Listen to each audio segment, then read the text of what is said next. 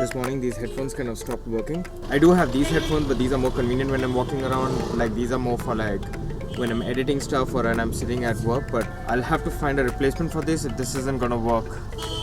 Son. Now that's hitting your eyes. Isn't it annoying? Didn't you cringe? Yeah, I cringe too.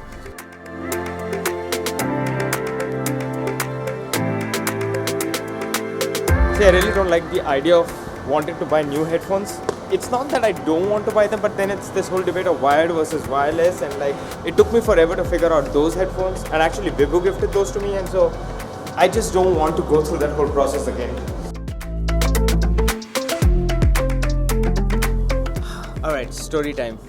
Something about like 8 years back, I was actually pro into cycling. What that meant is I actually got like a pro cycle. Not like a racing road cycle, like an everyday cycle with gears and like all the fling, flang, shebang, whatever you want to call it. And I used to actually cycle every day. Every day in the sense that I would actually cycle every day for like 20 kilometers. One of the longest journeys that I've actually done, I actually cycled up to the airport from my house, which is 70 kilometers one way. I think I clocked it in like 3.5 hours, which is not bad. And I was so much into cycling that I think I was obsessed how properly adjusted your seat should be and your heights and whatnot. One of these weekends we finally decided, like a bunch of us from an online community which is part of the Bangalore Cycling Club, we decided to actually do like a trip to Hasargeta, which from my house, believe it or not, is about like 110 kilometers, right? Back and forth. I'm stoked with the idea that I can finally do 100 kilometers on my cycling trip, and like that's a check mark. That's a milestone check mark that I wanted to achieve. Long story short, comes the day,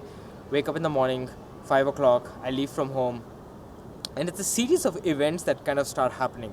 First thing I realized that I don't have like my water bottle. I don't have water. About 10 kilometers into the ride, I get a flat. Murphy's Law, I don't have a spare. By this time, it's about 7:30, so we found a cycle shop that fixed it. We've lost about an hour and a half already in this entire process. So at about 9 o'clock, when all this ordeal is completely done, we decide to start going. But by the time we're actually like cycling now, sun is out and like it's shining on us, we decide to like cut through the whole journey, and we don't reach Hasargeta, but we kind of leave from like cut through by like 8 kilometers. That's my best guess, is like 8 kilometers, and we start cycling back. Why am I saying this? The reason I'm actually saying this is because that was the day that I wanted to do my 100 kilometers. 100 kilometers was supposed to complete that day, and by the time I reached back home at 12:30, I was short by 100 kilometers by 4.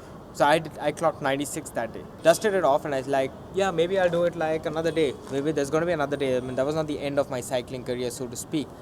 At least that's what I thought back then. But circumstances changed. Things changed. My interest and hobbies changed. Long story short, like I quit cycling. The 100 mark has always eluded me. There has been instances all throughout this entire journey of me doing these vlogs, daily vlogs, where I've decided to quit.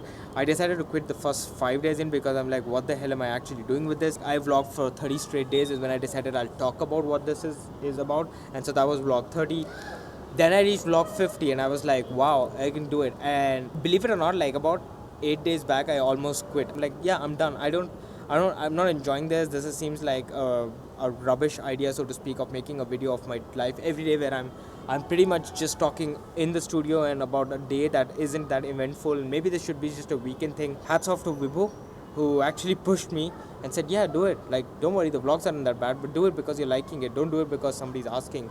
This one is so close to the heart right now in terms of reaching vlog 100. At some point, I've even stopped looking at like the number of views and the number of subscribers and the number of likes and dislikes. I don't know what's beyond 100. Will I do 101?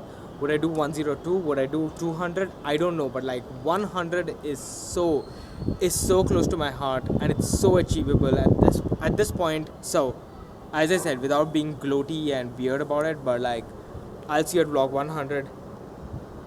Peace.